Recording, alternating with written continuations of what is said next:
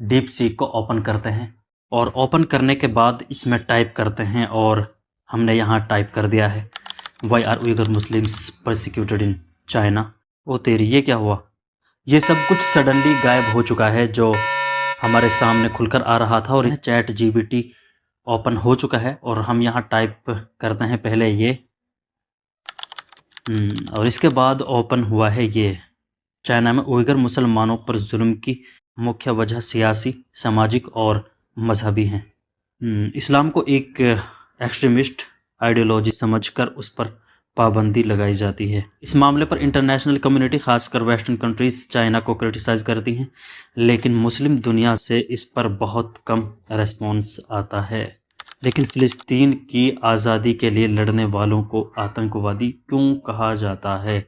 यह मीडिया फ़िलिस्तीनी मुक़व्वमात को टेररिज्म और इसराइली एक्शंस को सेल्फ डिफेंस कहकर दिखाता है। फ़िलिस्तीनी ग्रुप्स जैसे हमास को अमेरिका और यूरोप ने टेररिस्ट ऑर्गेनाइजेशन डिक्लेयर किया है, जबकि यही ग्रुप्स फ़िलिस्तीन के लोगों की हिफाजत के लिए काम करते हैं। इंडिया में भी ब्रिटिश हुकूमत के ख़िलाफ़ भगत सिंह जैसे लोगों को आतंकवादी कहा जाता था, लेकिन आज वो आज़ादी के हीरो हैं।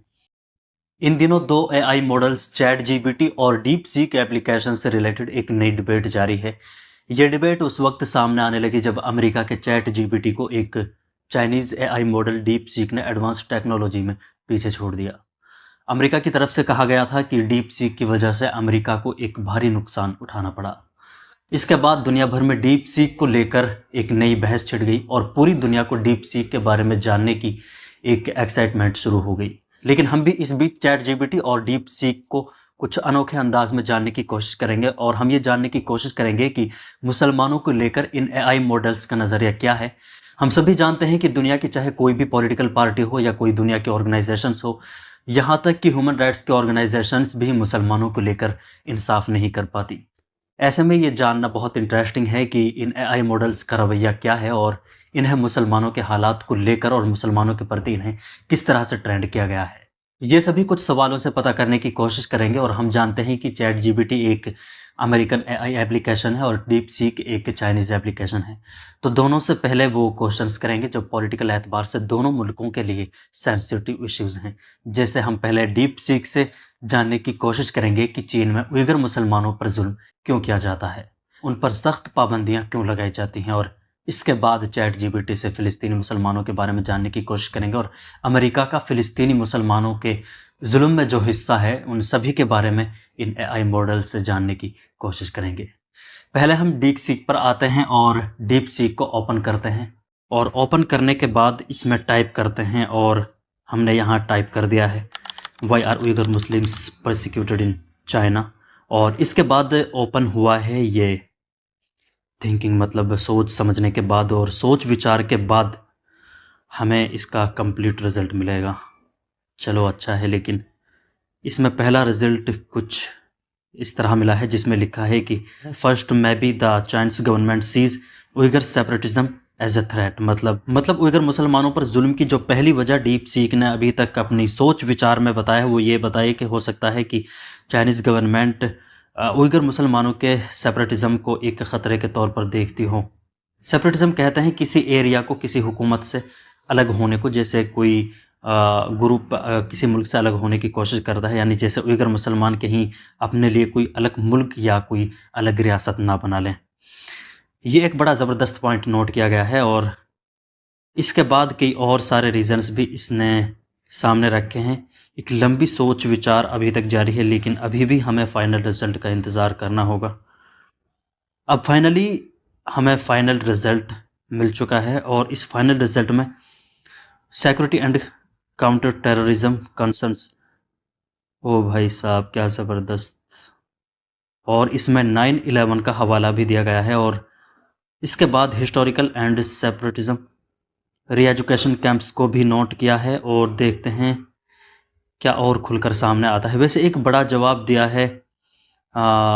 मोस्टली जो उइगर मुस्लिम्स जो वहाँ प्रॉब्लम्स फेस करते हैं उन्हें मोस्टली प्रॉब्लम्स को नोट किया गया है। ओ तेरी, ये क्या हुआ? ये सब कुछ सडनली गायब हो चुका है जो हमारे सामने खुलकर आ रहा था और इसका फाइनल रिजल्ट ये है कि हम मेरे करंट स्कोप से ये बाहर है। चलिए किसी दूसरे टॉपिक पर बात करते हैं। ओह, ये डीप सीक का पहला खुलासा हो चुका है और एक तरह से ये एक्सपोज हुआ है। चाइना वाले बहुत हरामी हैं भाई। लेकिन अब इससे हम कोई और दूसरा सवाल करते हैं, और दूसरा हम सवाल करते हैं कि फ़िलिस्तीन के मुसलमानों के बारे में। चलिए हम ये लिखते हैं आसान लफ्ज़ों में, फ़िलिस्तीनी मुसलमानों पर इसराइल क्यों जुल्म करता है। थोड़ा ज़्यादा वक्त लगा रहा है। The server is busy, please try again later. ये भी अभी तक एक बड़ी प्रॉब्लम है इसमें, लेकिन काफ़ी देर तक ट्राई करने के बाद फाइनली हमें ये रिज़ल्ट मिल चुका है। और लेकिन ये रिज़ल्ट हमें हिंदी में मिला है और हिंदी में लिखा हुआ है, और जिसमें लिखा है कि ये एक संवेदनशील और जटिल मुद्दा है जिसका इतिहास काफ़ी पुराना और राजनीतिक रूप से गहरा है। फ़िलिस्तीन और इसराइल के बीच संघर्ष का मुख्य कारण भूमि, धर्म और राष्ट्रीय पहचान से जुड़ा है। दोनों पक्ष अपने अपने दावे रखते हैं और इस संघर्ष में हिंसा और पीड़ा दोनों तरफ से देखी गई है। कुछ प्रमुख बिंदु। ऐतिहासिक दावे। यहूदी और अरब दोनों समुदाय इस भूमि को अपना पवित्र स्थान मानते हैं। यहूदी इसे अपनी ऐतिहासिक और धार्मिक मातृभूमि मानते हैं, जबकि फ़लस्तीनी इसे अपनी पीढ़ियों की भूमि यानी लैंड मानते हैं, ज़मीन मानते हैं। संयुक्त राष्ट्र ने 1947 में फ़लस्तीन को यहूदी और अरब राज्यों में विभाजित करने का प्रस्ताव दिया। यहूदियों ने इसे स्वीकार कर लिया, लेकिन अरबों ने इसे अस्वीकार कर दिया। 1948 में इसराइल की स्थापना के बाद से ही संघर्ष शुरू हो गए। 1967 का युद्ध यानी कि 1967 की जंग। 1967 के युद्ध में इसराइल ने पश्चिमी तट, गाज़ा पट्टी और पूर्वी यरूशलेम पर कब्जा कर लिया। तब से ये क्षेत्र विवादित है।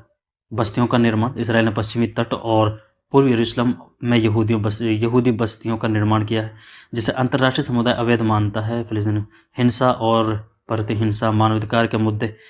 निष्कर्ष बहरहाल ये कि ये संघर्ष किसी एक पक्ष की गलती नहीं, बल्कि दोनों पक्षों के ऐतिहासिक, धार्मिक और राजनीतिक मतभेदों का परिणाम है। इसका समाधान केवल शांतिपूर्ण वार्ता और समझौते से ही संभव है। अंतर्राष्ट्रीय समुदाय भी इस मुद्दे को सुलझाने के लिए प्रयास कर रहा है, लेकिन अभी तक कोई स्थायी समाधान नहीं निकल पाया। बहरहाल इसके बारे में जो हमने जो कुछ पूछा था इसने वो बता दिया है, लेकिन इसने चाइना के बारे में, जो उइगर मुस्लिम्स के बारे में हमने जो सवाल किया था उसे इग्नोर कर दिया है। लेकिन इसके बाद अब हम चलते हैं चैट जीपीटी की तरफ, और चैट जीपीटी पर चलते हैं। चैट जीपीटी को ओपन करते हैं। चैट जीपीटी ओपन हो चुका है और हम यहाँ टाइप करते हैं पहले ये, और इसके बाद ओपन हुआ है ये। चाइना में उइगर मुसलमानों पर जुल्म की मुख्य वजह सियासी, सामाजिक और मजहबी हैं। और आगे पढ़ते हैं सियासी वजहें। चाइना को डर है कि उइगर अलगाववादी सेपरेटिस्ट जज्बात पैदा करके एक अलग मुल्क या आज़ादी की मांग कर सकते हैं। शिनजियांग एक अहम इकोनॉमिक कॉरिडोर है, सीपीईसी और बेल्ट एंड रोड इनिशिएटिव का हिस्सा। इस वजह से चाइना यहाँ इंस्टेबिलिटी नहीं चाहता। दूसरी मजहबी वजहें।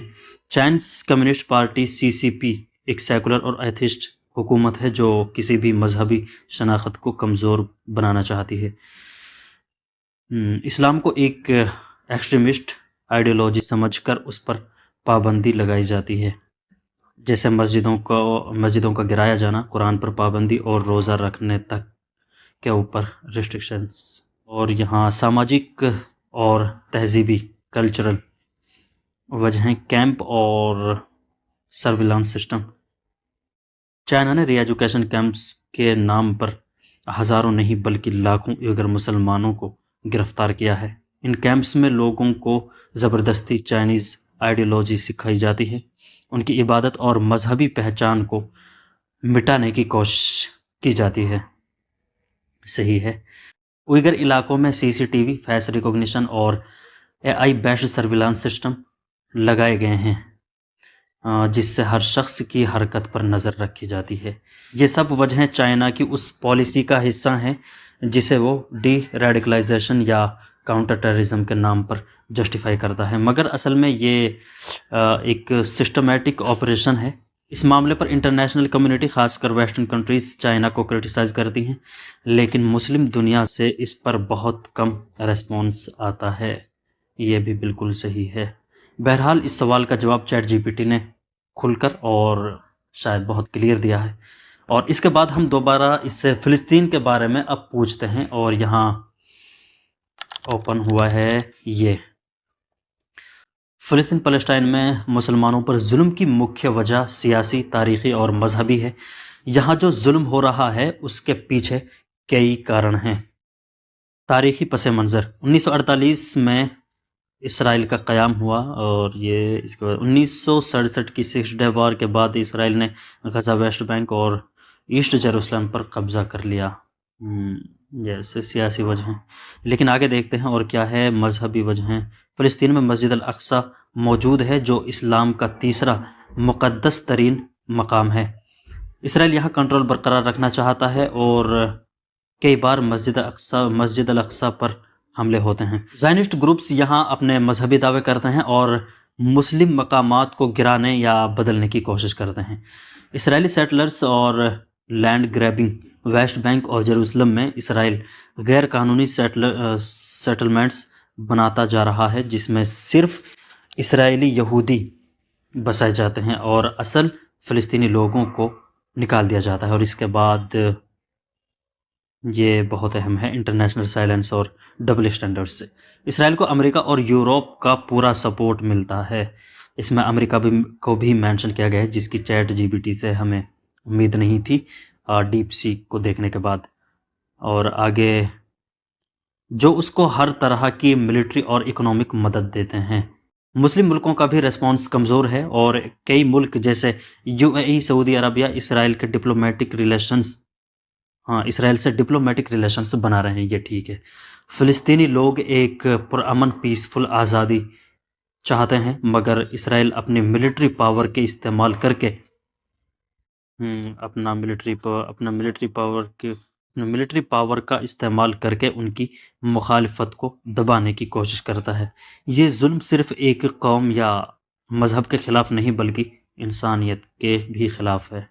अच्छा जी, और आगे क्वेश्चंस करते हैं इससे ये कि फ़िलिस्तीनी अपनी आज़ादी के लिए लड़ते हैं जिस तरह और लोगों ने अपनी आज़ादी के लिए लड़ाई लड़ी, लेकिन फ़िलिस्तीन की आज़ादी के लिए लड़ने वालों को आतंकवादी क्यों कहा जाता है। और इसके बाद ओपन होता है ये, फ़िलिस्तीनी लोग अपनी आज़ादी के लिए जो मुखालफत और मुक़ावमत रेसिस्टेंस करते हैं उसे आतंकवादी या टेररिज्म कहना एक सियासी प्रोपगंडा है जो इसराइल और उसके सपोर्टर्स ख़ासकर अमेरिका और वेस्टर्न मीडिया फैलाते हैं। यहाँ कुछ वजहें हैं जो फ़िलिस्तीनी रेजिस्टेंस को आतंकवादी कहने का सबब बनती हैं। मीडिया और प्रोपगंडा। वेस्टर्न मीडिया पर ज़्यादातर कंट्रोल उन मुल्कों का है जो इसराइल के सपोर्टर्स हैं। यह मीडिया फ़िलिस्तीनी मुक़ावमत को टेररिज्म और इसराइली एक्शंस को सेल्फ डिफेंस कहकर दिखाता है। जब फ़िलिस्तीनी अपनी हिफाजत के लिए लड़ते हैं तो उन्हें आतंकवादी कहा जाता है, लेकिन जब इसराइल बॉम्ब्स गिराता है और सिविलियंस को कत्ल करता है तो उसे सिक्योरिटी ऑपरेशन कहा जाता है। इसराइल का वेस्टर्न सपोर्ट। अमेरिका और यूरोप इसराइल की मदद करते हैं और उनका मकसद है कि दुनिया में सिर्फ इसराइली वर्जन को सही माना जाए। फ़िलिस्तीनी ग्रुप्स जैसे हमास को अमेरिका और यूरोप ने टेररिस्ट ऑर्गेनाइजेशन डिक्लेयर किया है, जबकि यही ग्रुप्स फ़िलिस्तीन के लोगों की हिफाजत के लिए काम करते हैं। Double standards. हिस्ट्री में देखा जाए तो नेल्सन मंडेला और साउथ अफ्रीका की आज़ादी की लड़ाई को भी पहले टेररिज्म कहा गया था, आखिर में उन्हें एक हीरो मान लिया गया। इंडिया में भी ब्रिटिश हुकूमत के ख़िलाफ़ भगत सिंह जैसे लोगों को आतंकवादी कहा जाता था, लेकिन आज वो आज़ादी के हीरो हैं। एकदम सही। जब यूक्रेन रसिया के ख़िलाफ़ लड़ता है तो उसे ब्रेव रेसिस्टेंस कहा जाता है, लेकिन जब फ़िलिस्तीनी अपनी आज़ादी के लिए लड़ते हैं तो उनको आतंकवादी कह दिया जाता है। ये मेरे हिसाब से बहुत वाज़ेह और साफ़ तौर पर सब कुछ सामने लाने की कोशिश की है। इसराइल का मिलिट्री पावर और नैरेटिव कंट्रोल। इसराइल एक ताकतवर मिलिट्री और मीडिया प्रोपगंडा का इस्तेमाल करता है जिससे सिर्फ अपनी साइड को सही दिखाया जाए। जब फ़िलिस्तीनी लोग छोटी-छोटी रॉकेट्स या पत्थर फेंकते हैं तो उसे टेररिज्म कह दिया जाता है, लेकिन जब इसराइल फाइटर जेट से बॉम्बिंग करता है तो उसे सिर्फ डिफेंस कहा जाता है। ज़बरदस्त था भाई ये भी। फ़िलिस्तीनी लोगों का जबरी दबाव। फ़िलिस्तीनी लोगों के पास कोई और रास्ता नहीं छोड़ा गया है, उनकी ज़मीन ले ली गई है, घर तोड़ दिए गए हैं और उनको बेसिक ह्यूमन राइट्स भी नहीं मिलते। जब एक कौम को अपनी आज़ादी के लिए कोई और रास्ता नहीं मिलता तो वो मुक़ावमत करती है। इसे आतंकवाद कहना सिर्फ जुल्म को जस्टिफाई करने का तरीका है। ज़बरदस्त बात कही है भाई साहब जो बात है। नतीजा इसमें ये मिलता है कि फ़िलिस्तीनी लोग जो कर रहे हैं वो आज़ादी की जंग है, ना कि आतंकवाद। साफ तौर पर चैट जीपीटी ने कहा है कि फ़िलिस्तीनी लोग जो कर रहे हैं इंक्लूडिंग हमास, वो आज़ादी की जंग है, ना कि आतंकवाद। मगर इसराइल और उसके सपोर्टर्स अपनी पॉलिटिकल इंटरेस्ट्स की वजह से इस रेसिस्टेंस को टेररिज्म का नाम देते हैं। ये एक डबल स्टैंडर्ड है जो सिर्फ मजलूम लोगों को दबाने के लिए इस्तेमाल होता है। यार ये तो ज़बरदस्त भाई, ऐसी उम्मीद नहीं थी चैट जीपीटी से जिस तरह का रिज़ल्ट हमें मिला है। बहरहाल इसमें कई चीज़ हैं जो बहुत गौर करने लायक हैं। बहरहाल आई थिंक बिल्कुल क्लियर आंसर था, लेकिन इसके बाद हम इससे और एक आखिरी सवाल करते हैं अमेरिका के बारे में ही। हाँ, ये बात काफ़ी हद तक सही है कि इसराइल का असल सपोर्ट और उसके जुल्म को बरकरार रखने वाला मुल्क अमेरिका है। इसराइल खुद छोटा मुल्क है, मगर उसके पास जो मिलिट्री इकोनॉमी और डिप्लोमेटिक पावर्स हैं वो अक्सर अमेरिका की मदद की वजह से हैं। अमेरिका का इसराइल को सपोर्ट किस तरह से मिलता है? Military support. अमेरिका हर साल इसराइल को $3.8 बिलियन की मिलिट्री एड देता है, जो इसराइल के वेपन्स, फाइटर जेट्स और iron dome missile defence system के लिए यूज़ होती हैं। इसराइल के पास एडवांस्ड वेपन्स और टेक्नोलॉजी है जो अमेरिका से डायरेक्टली मिलती है, जिससे वो फ़िलिस्तीनी लोगों पर अटैक करता है। पॉलिटिकल और diplomatic protection. United nation UN में अमेरिका हमेशा इसराइल के हक में वेटो लगाता है। जब भी कोई रिजोल्यूशन इसराइल के जुल्म के ख़िलाफ़ आता है तो अमेरिका उसे रिजेक्ट कर देता है। बिल्कुल सही है। अमेरिका इसराइल को सेल्फ डिफेंस का नाम देकर हर बार बचा लेता है, चाहे इसराइल कितना भी जुल्म करे। मीडिया और प्रोपेगेंडा। अमेरिका का media CNN, Fox News, BBC, ETC अक्सर इसराइल को मजलूम दिखाता है। हो तेरी, CNN, फॉक्स न्यूज़ और BBC इनको मेंशन किया है, और अक्सर इसराइल यानी कि जो ये न्यूज़ चैनल्स हैं या ये न्यूज़ वेबसाइट्स हैं अक्सर इसराइल को मजलूम दिखाते हैं और फ़िलिस्तीनी रेसिस्टेंस को टेररिज्म कहने की कोशिश करते हैं। हाँ बिल्कुल यार, ज़बरदस्त है भाई। इसराइल के ख़िलाफ़ बोलने वाले लोगों को या तो मीडिया से हटा दिया जाता है या उनकी आवाज़ दबा दी जाती है। बहुत सारी बातें हैं जो निकल कर सामने आ रही हैं इस बीच। इकोनॉमिक और ट्रेड सपोर्ट। अमेरिका इसराइल को हर तरह की इकोनॉमिक सपोर्ट देता है जिससे वो आगे बढ़ सके, जबकि फ़िलिस्तीनी इकोनॉमी को वीक बनाने की कोशिश की जाती है। क्या इसराइल अमेरिका का पपट है?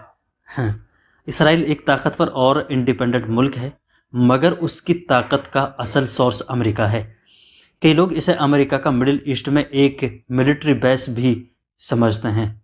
अमेरिका इसराइल को सपोर्ट इसलिए करता है क्योंकि मिडिल ईस्ट में अपना एक स्ट्रॉन्ग एलाई, दोस्त रखना चाहता है।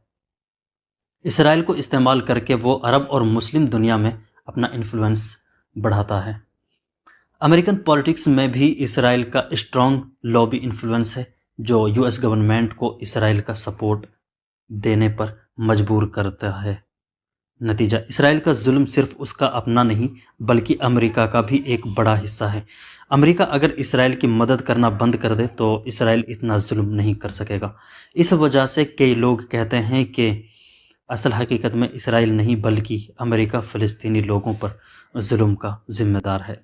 बहरहाल दोनों का रिजल्ट हम चेक कर चुके हैं और हमने चेक कर लिया। चैट जीपीटी से बहरहाल अच्छा रिस्पॉन्स हमें मिला है। वो चीज़ें हमें हमारे सामने आई हैं जो हकीकत पर मबनी है, जिनकी हमें उम्मीद नहीं थी। एडवांस टेक्नोलॉजी और बेहतर रिजल्ट के बारे में आप हमें कमेंट बॉक्स में बता सकते हैं। और चैट जीपीटी और जो हमें इस वक्त ये डीप सीक से जो हमें रिजल्ट मिले हैं उनके बारे में भी आप अपनी राय कमेंट बॉक्स में ज़रूर रखें।